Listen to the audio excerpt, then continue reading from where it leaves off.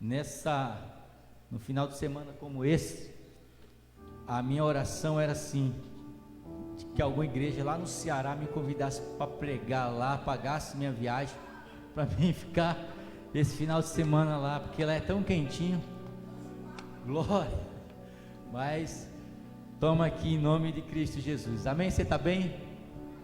Glória a Deus. Os visitantes sejam bem-vindos, obrigado pessoal aí que nos ajudaram aí com a ministração do louvor, glória a Deus. Abra sua Bíblia no livro de João, Evangelho de João, capítulo 5. Esse capítulo 5, ele tem uma história muito interessante na minha vida, porque eu já preguei tanto esse capítulo, e às vezes a gente recebia um convite quando a gente estava começando a pregar, para ir pregar noutra igreja, e aí a gente pregava o capítulo 5 de João, e aí a minha esposa ia comigo.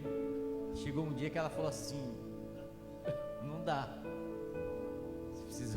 ela falou, você precisa orar mais, porque se eu só prega João. Mas esse texto para mim é assim, um texto tão rico, e um texto que fala tanto no nosso coração, e a minha oração nessa noite é que ele realmente fale no seu coração nessa noite, que você possa estar com um coração aberto para aquilo que o Espírito Santo tem para falar para o seu coração, amém? Pastor Adriano riu, mas eu sei que a Michele também sofre com ele quando ele sai. Ele deve ter meia dúzia que pega lá fora também. A gente escolhe as melhores, é ou não é, Michele? É, a gente sabe disso. Quem achou, diga amém. Diz assim: passando essas coisas, havia uma festa dos judeus, e Jesus subiu para Jerusalém. Ora, existia ali junto à porta das ovelhas um tanque chamado em hebraico Betesda, o qual tinha 5 pavilhões, e neste jazia uma multidão de enfermos, cego, coxo e paralítico, esperando que se movesse as águas, porquanto um anjo descia em certo tempo, agitando, e o primeiro que entrava no tanque, uma vez agitado a água, sarava de qualquer doença que tivesse. E estava ali um enfermo, havia 38 anos, e Jesus, vendo-o deitado, e sabendo que estava assim há muito tempo, perguntou-lhe: queres ser curado? Respondeu o enfermo: Senhor, eu não tenho ninguém que me ponha num tanque quando a água é agitada, pois enquanto eu vou, desce outro antes de mim. E então Jesus lhe disse: levanta-te, toma o teu leito e anda. Imediatamente o homem se viu curado, e tomando o leito, pôs-se a andar, e aquele era o dia de sábado. Verso 14. Mais tarde, Jesus encontrou aquele homem no templo e lhe disse: olha, vejo que estás curado, não peques mais, para que não te suceda coisa pior. O homem retirou-se e disse aos judeus que fora Jesus quem o havia curado. Amém? Esse texto, assim, quando eu leio esse texto, o sentimento que vem é um sentimento assim de tristeza, porque eu imagino esse homem decepcionado. Pensa alguém que jogou a toalha, pensa que alguém que está deixando a vida o levar. A palavra de Deus, ela diz que havia uma festa dos judeus, e eu acho interessante que enquanto estava rolando essa festa dos judeus, a Bíblia não diz, provavelmente, talvez seria a festa do tabernáculo, né? Onde os judeus vinham de todos os lugares e se reuniam ali para festejar, para celebrar como memória aquele tempo em que eles viveram no deserto, em cabanas, e eles se reuniam para celebrar. E enquanto algumas pessoas estavam celebrando ali, tinha um grupo de pessoas que não tinha motivo nenhum para celebrar, que não tinha motivo nenhum para festejar. Era um grupo de pessoas miseráveis, pessoas que estavam aleijados, cegos, pessoas mancas, pessoas enfermas, pessoas que não tinha esperança nenhuma, e eles estavam ali juntos, reunidos num tanque chamado Betesda, que traduzindo para a nossa língua seria casa de misericórdia. E aquele paralítico, ele estava ali na casa de misericórdia, onde ele não estava tendo misericórdia nenhuma, porque ele estava 38 anos, a Bíblia não diz que ele ficou esses 38 anos ali naquele tanque, mas eu creio que em datas especiais, em dias especiais, aquele homem, ele ia ali, porque existia ali um credo. As pessoas acreditavam que de vez em quando um anjo vinha naquele tanque. E se você tem uma Bíblia igual à minha Bíblia é a Bíblia Shed, você vai ver que no verso 4, no verso 3 diz: jazia uma multidão de enfermos, cegos, coxos e paralíticos. No verso 4, o escritor, quem fez, colocou esse versículo em parênteses, e diz assim, que a multidão, ela esperava o mover das águas, porque elas acreditavam que um anjo descia em certo tempo e mexia as águas. E eu fui consultar o F.F. Bruce, ele é um teólogo, e sobre esse versículo, e o que ele diz é o seguinte: lá em Israel existe uma forma muito interessante de captar água. Eles fazem uma canalização que vai bem longe, e eles trazem aquela canalização, e essa canalização, ela vinha por baixo do tanque, vinha um cano. Então quando chovia longe, o que acontece? A água descia, e eles acreditavam que aquela água era uma água avermelhada, e eles acreditavam que elas tinham um poder medicinal. Assim como você acredita, quando você vai em Poços de Caldas, você bebe aquela água pura ovo, podre, né? Que o pessoal diz que tem, não é? Você enche a garrafa quando vai lá, e põe lá e diz: não, porque isso é bom para isso, bom para aquilo lá. Eles acreditavam nesse negócio. A água era vermelha, e eles acreditavam que tinha um poder medicinal. E quando a água começava a borbulhar, porque de repente vinha, F.F. Bruce falando, de repente vinha a água por baixo, e quando ela entrava no tanque por baixo, ela jogava a água para cima. E aí eles acreditavam que nesse mover das águas era um anjo que descia, e o primeiro que caísse lá era curado. Bom, pode ser que realmente era um anjo que descia, mas eu acredito que muitas pessoas eram curadas pela fé.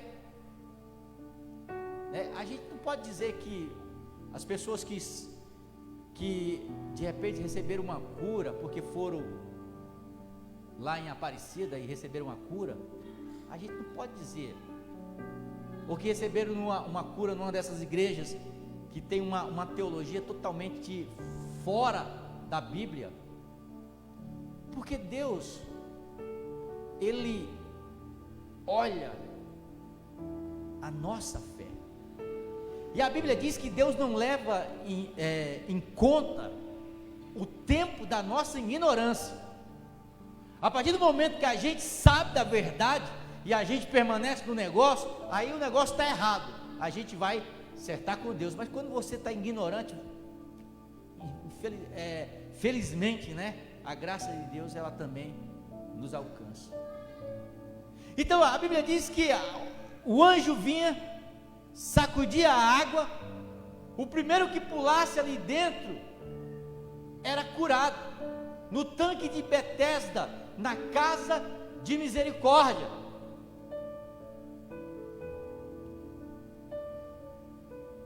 Eu tentei, mas eu acabei esquecendo. Às vezes eu deixo algumas coisas, mas eu vou tentar definir vício. O que é um vício? Para mim tentar definir um vício, o vício é um mau hábito. Existe um bom hábito, né? O que é um bom hábito? Por exemplo, acordar cedo, orar, sabe? Fazer um exercício, ler a Bíblia. Tem hora que a gente já vai automaticamente, por exemplo, automaticamente você já acorda e já vai escovando o dente. Isso é um hábito bom. Um hábito mau, por exemplo, a pornografia. Tem pessoas que lutam contra a pornografia. Tem pessoas que lutam contra o adultério. Tem pessoas que lutam contra o álcool. Porque eles começam devagarinho. Porque o vício é assim: você começa e aí você vai indo. A primeira vez você chora, primeira vez você diz que não quer, aí depois você vai lutando, mas ao mesmo tempo que você promete a Deus que não vai fazer no outro dia, ou talvez no mesmo dia você está fazendo. Isso aí já, quando está assim, já virou o que? Um vício, já virou algo prejudicial à vida das pessoas. Eu não vou beber mais, mas quando você brigou, até às vezes crente dentro da igreja, brigou com a mulher, brigou com não sei o que, discutiu com o patrão, aí ele chega e ele bebe, aí o pastor caiu, não, você cedeu ao vício de novo. É diferente, você não foi liberto ainda. Então tem pessoas que têm vício, tem pessoas que têm vícios negativos, vício por exemplo, tem pessoas que não precisam tomar remédio para dormir e elas tomam.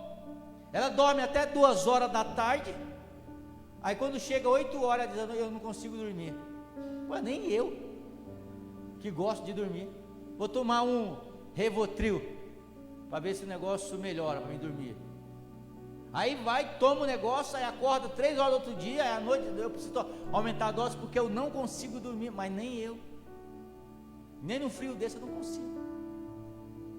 Então esse homem, ele estava 38 anos, e deixa eu dizer uma coisa para você, esse homem ele estava lutando. A Bíblia não diz que tipo de vício era que ele tinha, mas ele estava lutando com um pecado. No começo talvez ele acreditou, não, eu não sei se o pecado era na família, se ele traía a esposa dele, se ele era um alcoólatra, se ele não era alguém ausente, e a Bíblia não diz. Mas a Bíblia diz que a gente precisa ler a Bíblia e aprender a ler a Bíblia nas entrelinhas, porque o próprio João vai dizer: se todos os milagres que Jesus fez, Se fosse escrito, não haveria livro nenhum. Imagina só, 66 livros na Bíblia, tem gente que nunca leu a Bíblia inteira. Imagina se colocasse cada passo de Jesus ali, aí é que ninguém ia ler mais mesmo. Mas a Bíblia diz o seguinte, que esse homem, nas entrelinhas, a Bíblia diz, eu vou explicar, você vai entender. A Bíblia diz que esse homem era alguém que lutava contra um vício. E nesse vício que ele tinha, nesse pecado que ele tinha, ele acabou afastando todo mundo que gostava dele. Todo mundo. E ele virou uma pessoa sem esperança. Ele virou uma pessoa sem perspectiva de vida. Ele se entregou. Porque a visão que eu tenho desse texto é que muita gente lutando ali, observando, atento, para quando as águas se movessem na casa de misericórdia, eles pulassem lá dentro, e aquele homem, ele não tinha mais força para nada. Ele não tinha mais força para... Ele estava ali por estar. Ele não acreditava mais em nada. Por quê? Porque talvez ele tenha lutado tanto para vencer o seu pecado, que ele não conseguiu, ele acabou desistindo, se entregando. Ele disse, não tem jeito mais, então se entregou. Até que Jesus encontra com ele. Não é que ele encontra com Jesus, porque ele já não estava mais esperando ninguém. Mas o mais importante que eu vejo que de tudo isso é quando a gente desiste de nós mesmos. Deus nunca desiste de nós. Você pode ter desistido de você, meu irmão. E deixa eu dizer uma coisa para você. Quem está aqui nessa noite, eu sabia que você estaria aqui nessa noite. Porque quando eu estava meditando nessa palavra, eu estava dizendo, Deus, traz somente aqueles que estão precisando ouvir essa noite. Então eu sabia que essa palavra era para você. Porque embora você tenha desistido de tudo, Deus não desistiu de você ainda. Deus, ele vai lutar por você até o último minuto, até o seu último suspiro. Como aquele ladrão que estava ali na cruz, no último suspiro, aos 46 do segundo tempo da prorrogação, a salvação chega para aquele homem. Jesus Cristo está ali, ele está dando, talvez aquele ladrão está ali nos últimos suspiros. Jesus diz para ele, hoje mesmo estarás comigo no paraíso. Então esse homem, ele já tinha desistido de tudo, já tinha se entregado, não tenho mais jeito, eu não tenho mais força, eu luto, mas eu acabo caindo do mesmo jeito, então eu vou me entregar, eu vou parar de lutar, e eu vou me entregar. E ele se entrega ao vício, ele se entrega ao pecado. E o interessante, irmão, você pode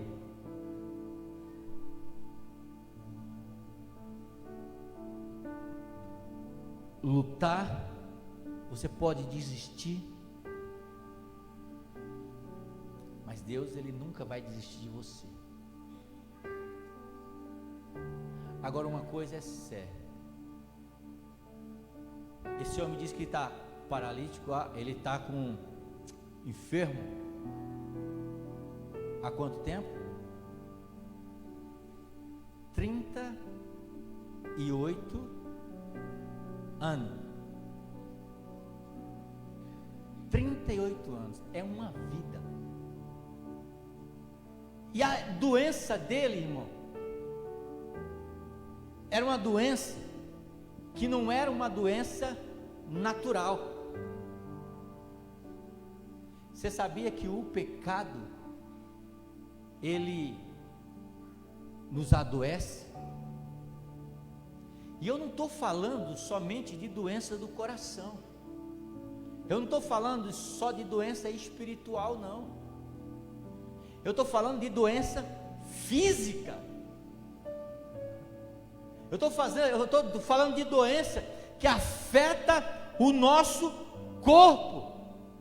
Pastor, como? A Bíblia, ela fala. Abra a sua Bíblia no Salmo de número 38. Olha o que o salmista vai dizer. O que o pecado faz na nossa vida, a enfermidade que ele traz para a nossa vida. Salmo 38, e o verso de número 1 diz o seguinte: Davi dizendo: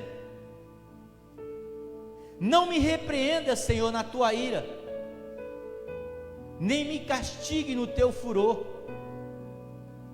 Cravam-se em mim as tuas setas, e a tua mão recai sobre mim.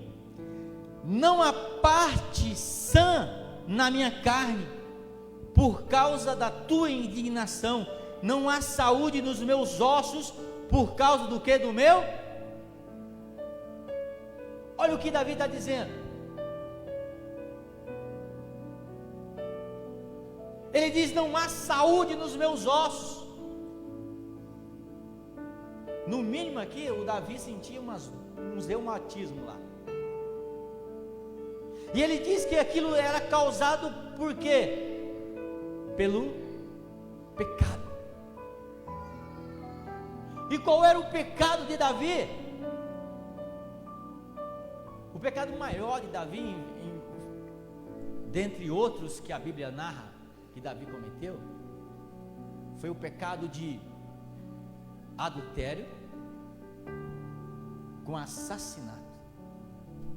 Um abismo leva a outro abismo. Ele adultera com a Betseba, manda matar o seu esposo,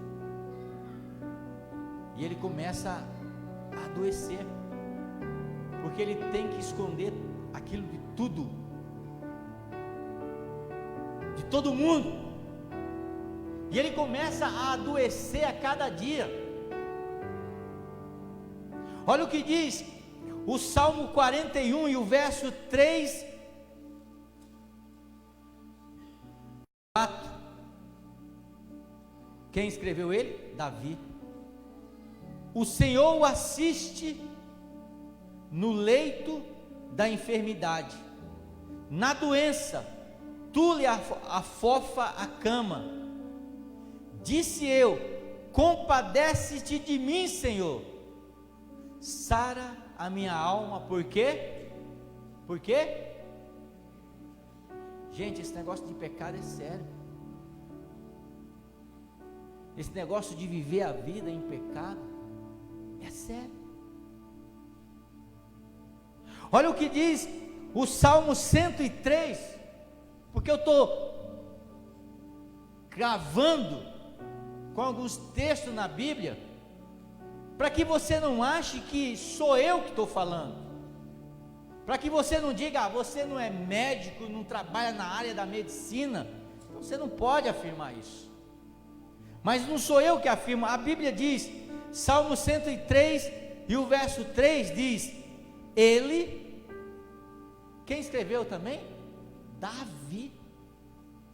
Ele é quem perdoa todas as suas iniquidades e que sara toda a sua enfermidade. Para finalizar, Salmo 32.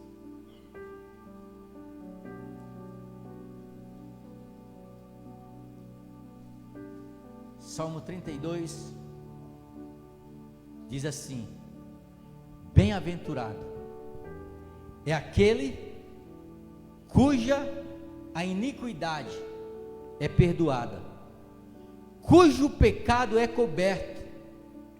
Bem-aventurado o homem a quem o Senhor não atribui iniquidade, e em cuja o espírito não há dolo.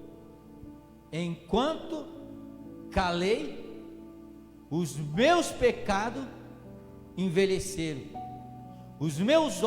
Enquanto calei os meus pecados, envelheceram os meus ossos pelo meu constante gemido todo dia, porque a tua mão pesava dia e noite sobre mim, e o meu vigor se tornou em sequidão. Confessei-te o meu pecado, e a minha iniquidade não mais ocultei. Disse: confessarei ao Senhor as minhas transgressões, e tu perdoaste a iniquidade do meu pecado. Você entendeu, irmão? Então, esse homem que nós acabamos de ver, a Bíblia não dá o nome dele, porque esse homem, ele pode ser eu, ele pode ser você, ele pode ser qualquer um de nós aqui nessa noite. O que é que tinha feito que esse homem estivesse enfermo? A Bíblia não diz que tipo de enfermidade que era. 38 anos. Jesus vai dizer lá no verso 14: mais tarde, Jesus o encontrou no templo e lhe disse: olha, vejo que está curado, não peques mais, para que não te suceda algo pior.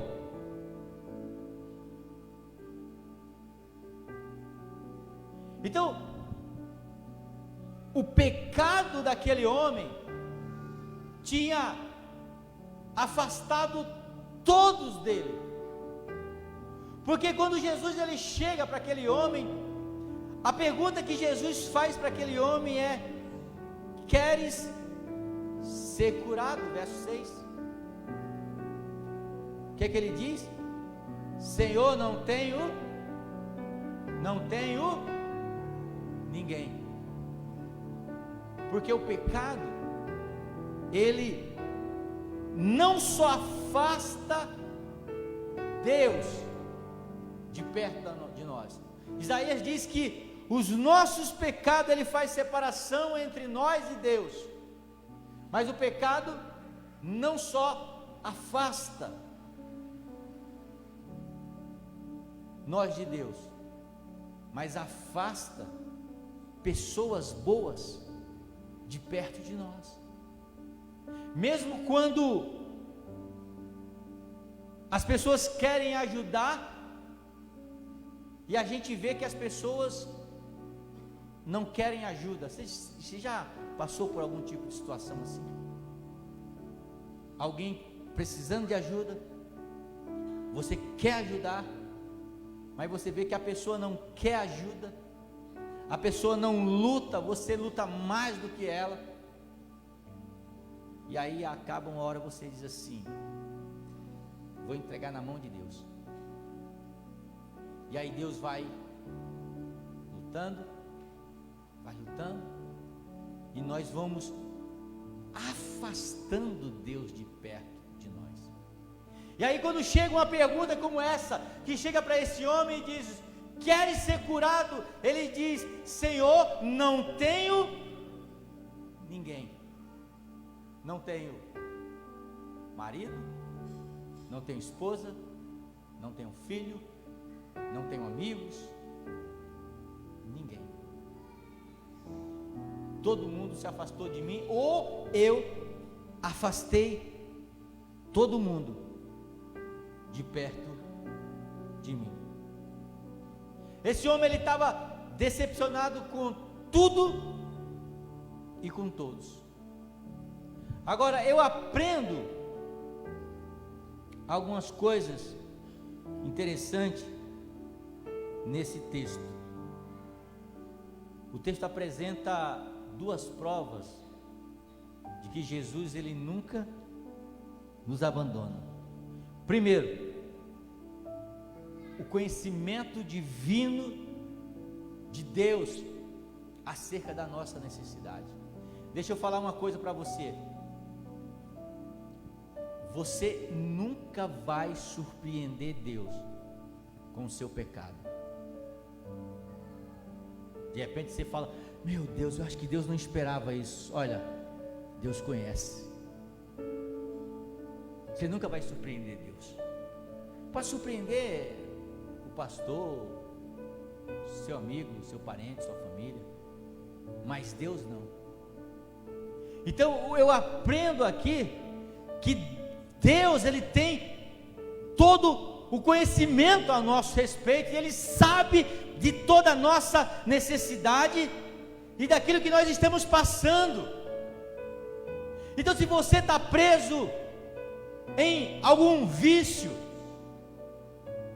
não importa o tempo, deixa eu te falar uma coisa: Deus está aqui ainda nessa noite, dizendo para cada um de nós aqui: queres ser curado?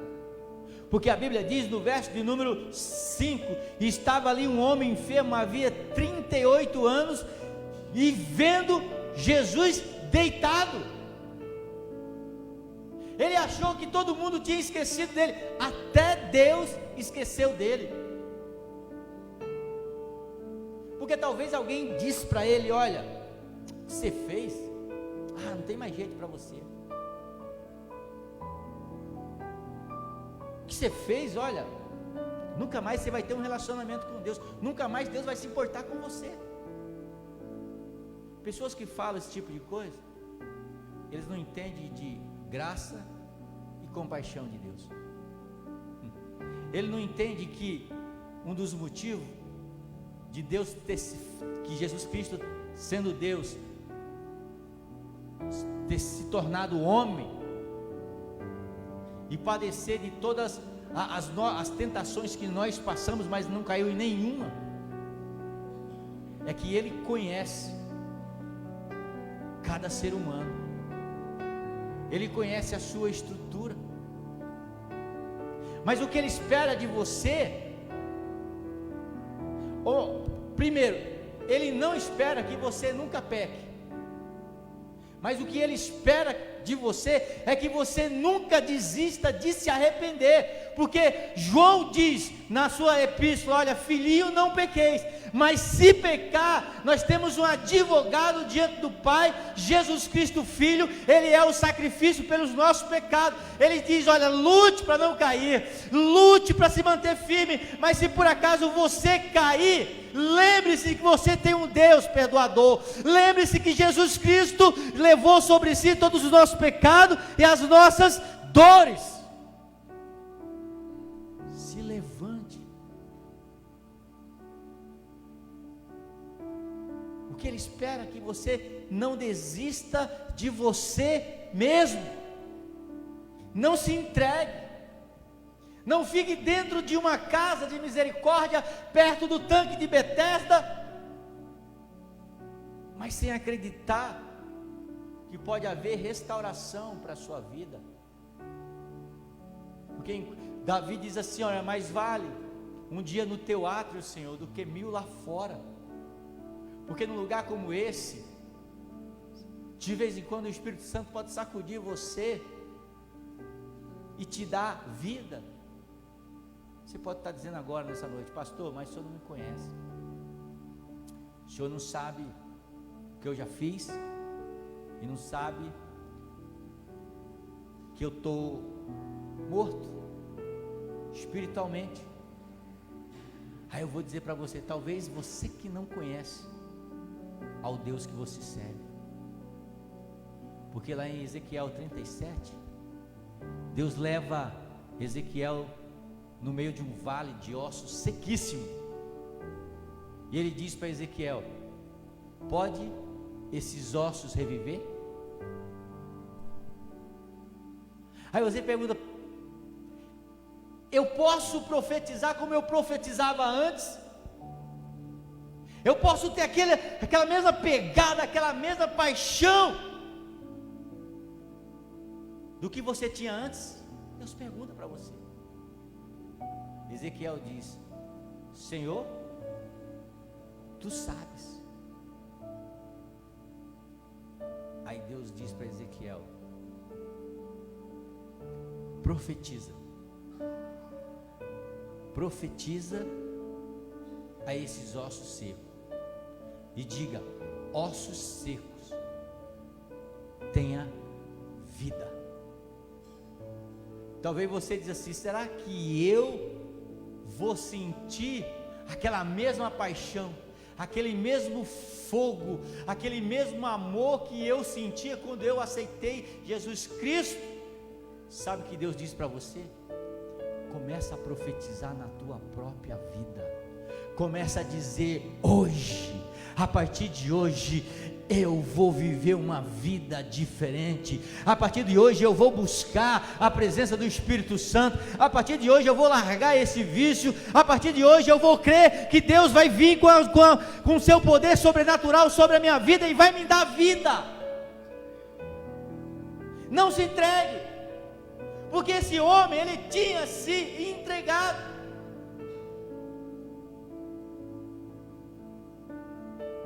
Porque Deus conhece as minhas limitações. Sabe, a oração mais sincera, quando a gente está afastado de Deus, é dizer: Senhor, eu sou um sem vergonha. O Senhor sabe que eu luto, mas eu preciso da tua misericórdia.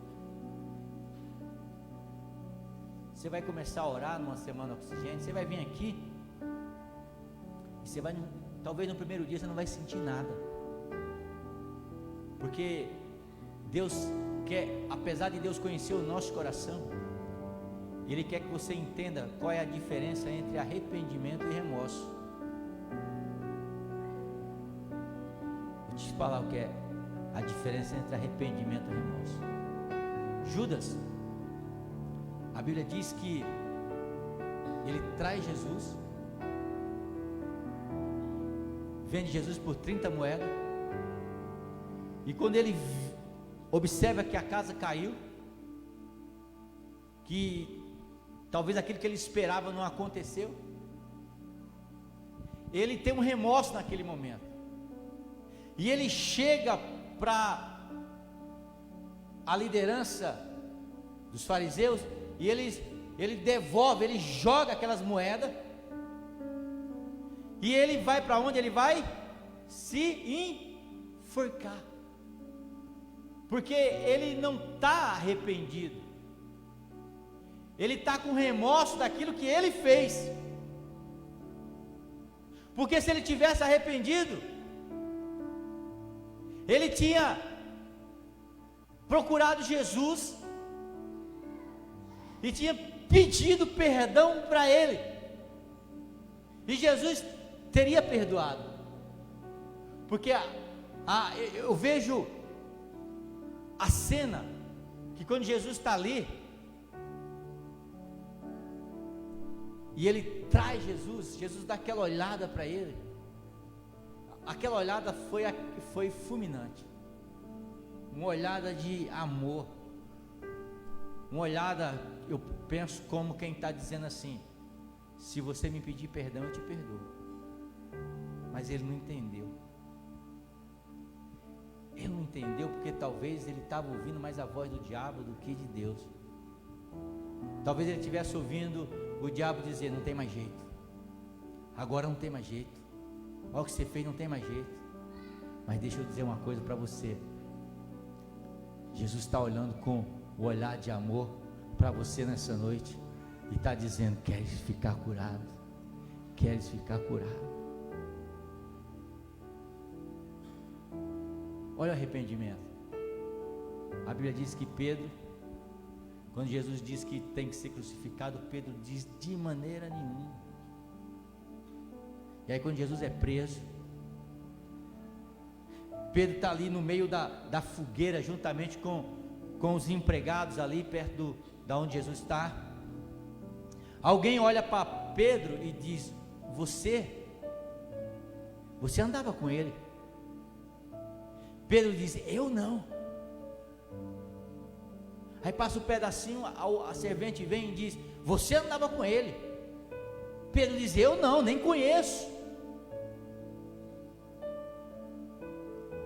Depois vem alguém e diz assim: você andava com ele. Sabe o que Pedro faz? Pedro começa a xingar, falar palavrão. Aquilo lá na Bíblia, a tradução estava xingando, falando palavrão. Não conheço não, seu filho de Buzi. Não conheço. E aí ele sai. Só que quando ele encontra com Jesus,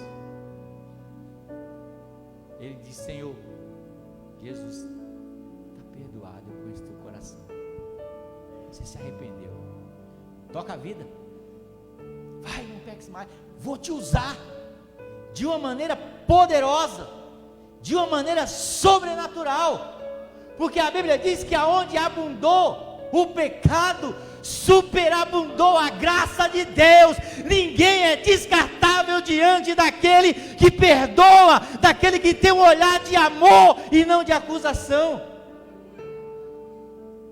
Pedro foi um dos homens mais usados na Bíblia. Se fosse talvez um pastor ou um líder meu, eu falei: não serve mais não, vai, sai daqui, né? Mas Jesus não, se arrependeu, eu te uso. Eu te uso. Por quê?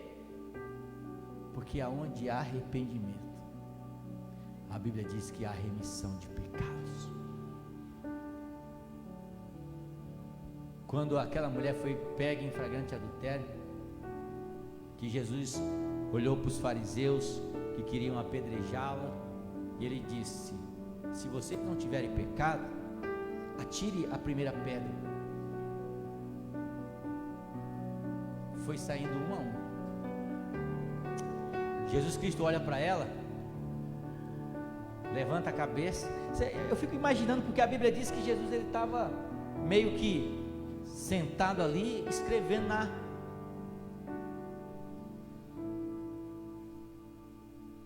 Eu queria, vou perguntar para ele no dia que eu chegar lá, o que o senhor estava escrevendo lá? Porque eu acho que o senhor estava escrevendo: está consumado já. E aí quando Jesus olha para ela, falou: cadê os teus acusadores? Ninguém está aqui para te acusar? Ela fala: não, todo mundo vazou, porque todo mundo tem pecado mais do que eu, só que os deles não foram descobertos ainda. Aí Jesus disse: vai e não peques mais. Sabe o que é isso, irmão? Graça. Mas não é graça para a gente pecar, não é graça para a gente estar pecando toda hora, é graça para quando a gente for falho, a gente entender que Ele perdoa. Você consegue entender isso, irmão? Você consegue separar a graça da libertinagem? De entender, a graça, ela atinge a pessoa quando ela entende que ela é falha e ela não quis errar, mas ela errou por algum motivo. Ela sabe que a graça está ali, alcança, mas não quando a pessoa erra de propósito, porque quando a pessoa erra de propósito, ele fica 38 anos na casa de misericórdia e ele não tem cura. Porque a Bíblia diz que o problema desse homem aí não era enfermidade que veio por acaso, não, veio por causa do pecado. Diferente daquele cego, quando os discípulos iam passando com Jesus, e aí um pergunta para Jesus: Jesus, quem pecou? Foi ele ou foi os seus pais? Jesus falou: nem ele pecou e nem os seus pais pecou. Foi uma enfermidade. Mas no caso desse homem, a enfermidade dele foi por causa do pecado dele. E que a Bíblia não diz que tipo de pecado que é, porque senão nós estaremos aqui discutindo e achando: não, eu só vou ficar enfermo se eu fizer esse tipo de pecado. A Bíblia não diz que tipo de pecado que era, porque pode ser qualquer pecado, pode ser a falta de perdão, pode ser a falta de amor,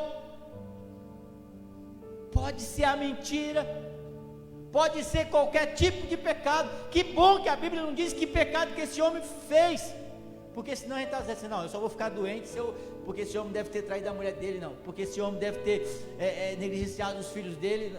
Não, a Bíblia não diz. A Bíblia diz: olha, você está curado, não peques mais, para que não suceda algo pior. Então esse homem entendia. O que eu aprendo nesse texto? Deus tem um conhecimento divino da nossa necessidade. Aquele homem estava preso em seu pecado, que lhe deixava enfermo. O que eu aprendo nesse texto? A compaixão divina de Jesus. Quando os nossos recursos acabam, nós somos forte candidato para um milagre de Jesus. Quando todos os seus recursos, as tuas forças acabam, você não tem para onde socorrer mais, porque esse homem não tinha mais ninguém, ele não tinha mais esperança, ele não tinha mais ânimo, ele não tinha mais nada, não tinha amigo. Ele disse: eu não tenho ninguém. Então quando a gente acaba toda a esperança, deixa eu dizer uma coisa para você: você é forte candidato para um milagre de Deus na sua vida. Quando não tem mais onde você socorrer, quando você está se afundando, deixa eu dizer uma coisa: tem uma mão amiga de Jesus. Porque quando Pedro está afundando, Jesus estende as suas mãos e busca Pedro. Aquele homem só foi curado porque Jesus fez ele reconhecer a sua própria enfermidade. Jesus pergunta: quer ser curado? Ele diz: Senhor, não tenho ninguém. Por que você não tem ninguém? Porque eu afastei todo mundo de mim. Por que você não tem ninguém? Porque o meu pecado afastou todo mundo. Era isso aquele homem. A Bíblia não conta os detalhes de tudo, mas aquela conversa não demorou. Não foi só assim, porque a gente pensa assim: quer ser curado? Senhor, não tem ninguém. Pá. Irmão, você tem que, sabe, ser um Steve Spielberg. Você tem que imaginar a cena. O que está acontecendo?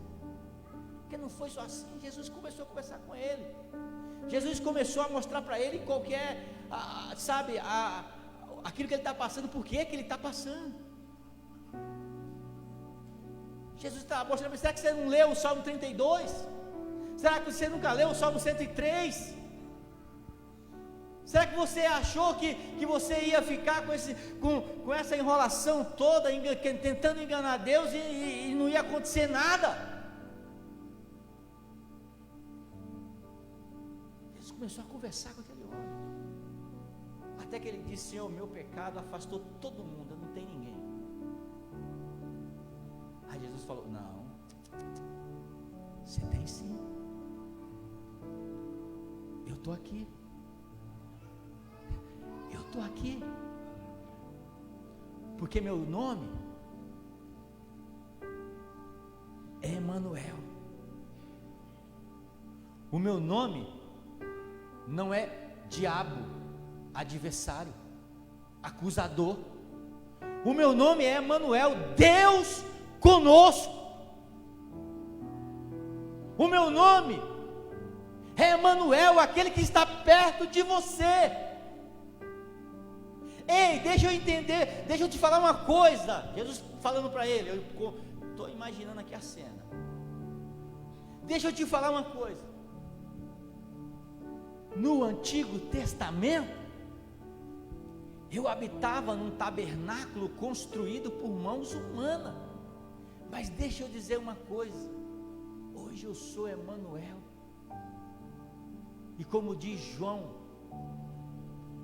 capítulo 1, no princípio era o Verbo estava com Deus, e o Verbo era Deus, e o Verbo se fez carne.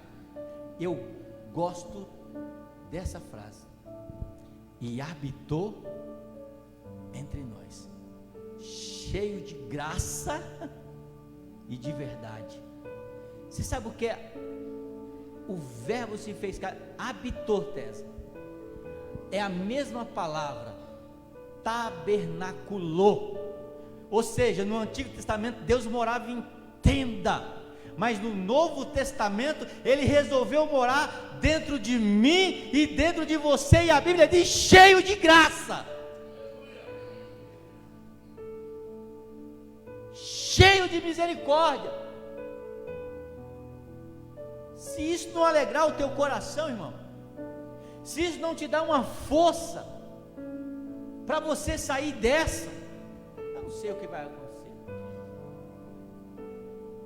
A pergunta de Jesus Cristo nessa noite para você é essa: você quer ser curado? Você quer ser restaurado? Você quer sentir aquela mesma alegria?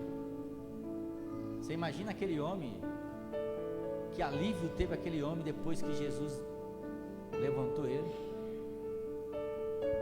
curou ele, 38 anos carregando peso, pior peso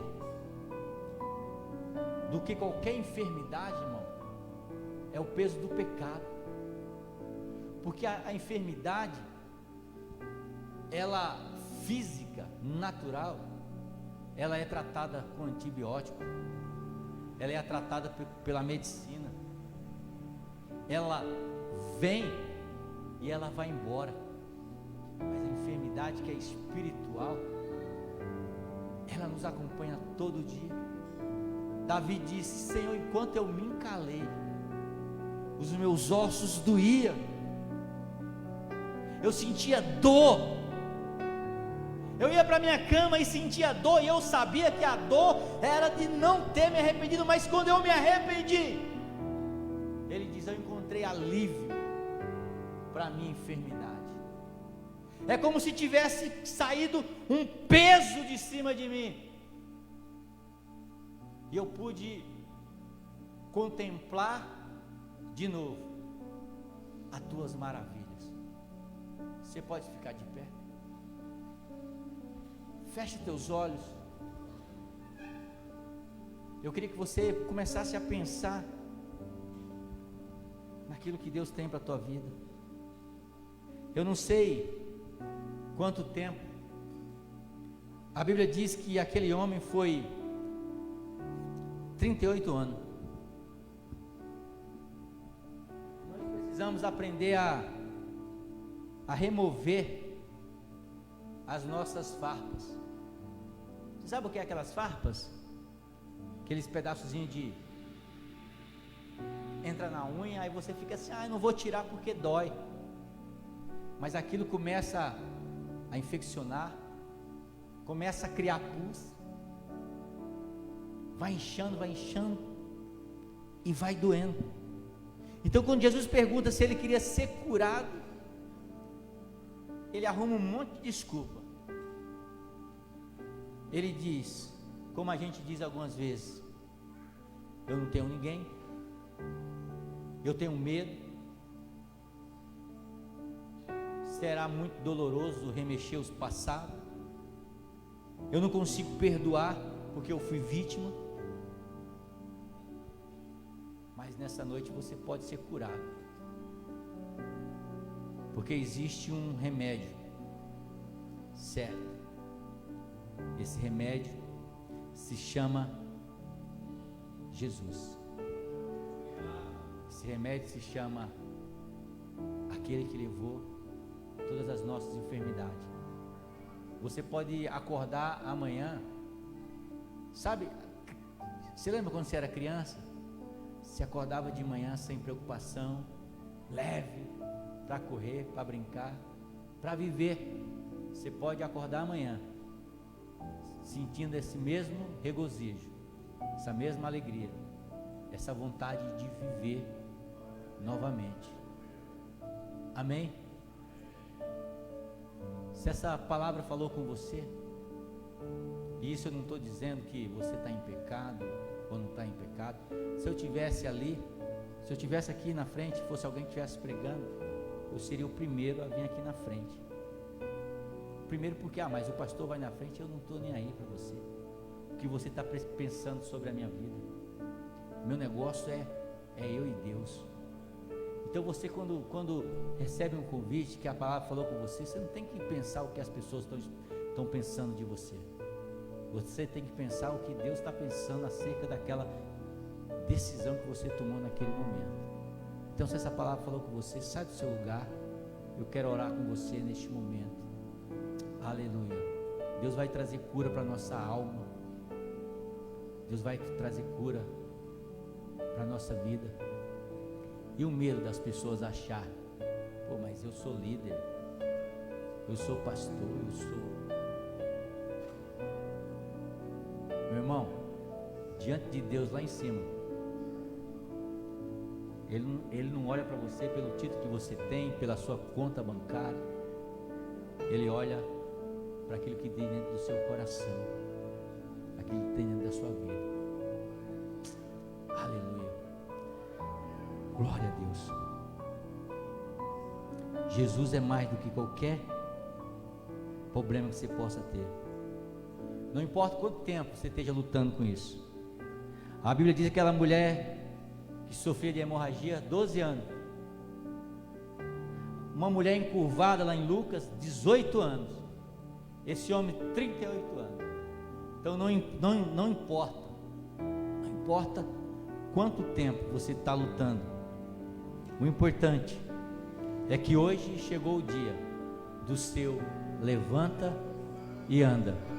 Aleluia. Hoje chegou o dia de você caminhar. Hoje chegou o dia de você se levantar.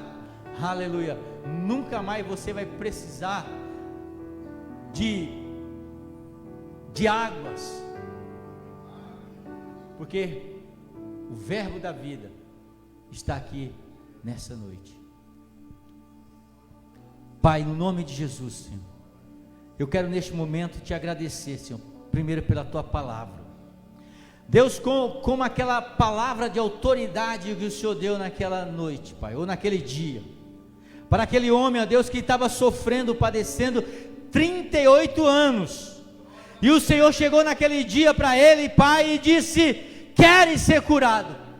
E nessa noite, ó Deus, o Senhor está fazendo essa pergunta para essa pessoa, Senhor. Mas, ó Deus, como aquele enfermo, Senhor, ele disse, ele arrumou desculpa para colocar, meu Deus, a enfermidade dele em outras pessoas e dizer: Senhor, não tem ninguém. Mas o Senhor está dizendo para ele nessa noite, Pai, que o Senhor tem ele, e que não existe desculpa para ele não sair daqui curado, Pai. Tudo depende da posição que ele tomar nessa noite, Senhor.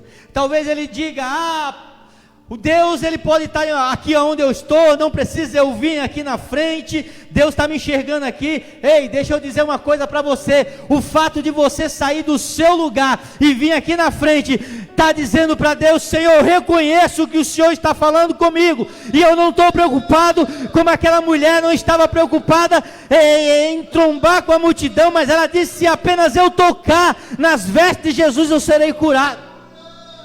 Então, o Senhor está perguntando nessa noite para você: queres ser curado? Porque Ele quer aqui te curar nessa noite. Ele quer restaurar você nessa noite.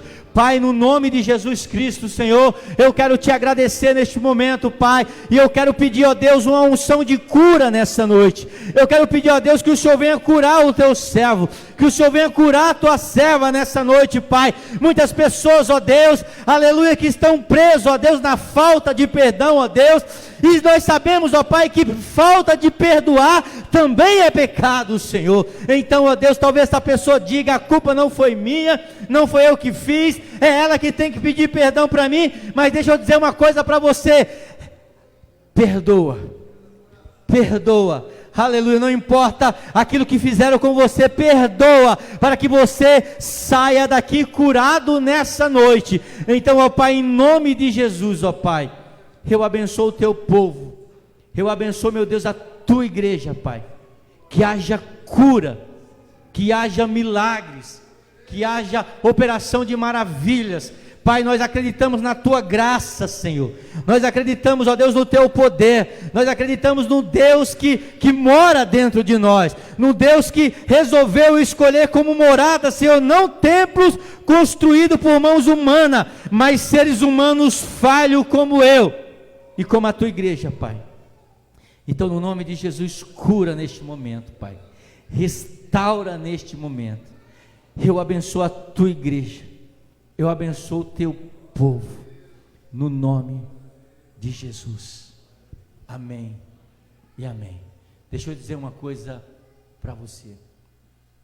Nunca deixe o diabo te acusar. O cair, ele é do homem.